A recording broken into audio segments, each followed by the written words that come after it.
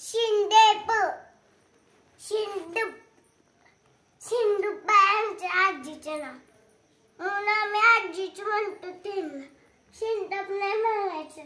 मग आजी मला उठायला नाही लावती आणि माझी लावती सगळ्यांना मारती.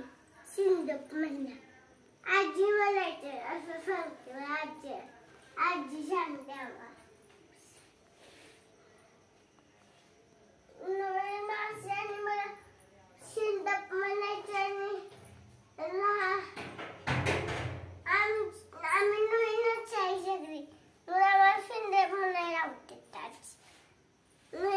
पण आजीच म्हणायचं आहे.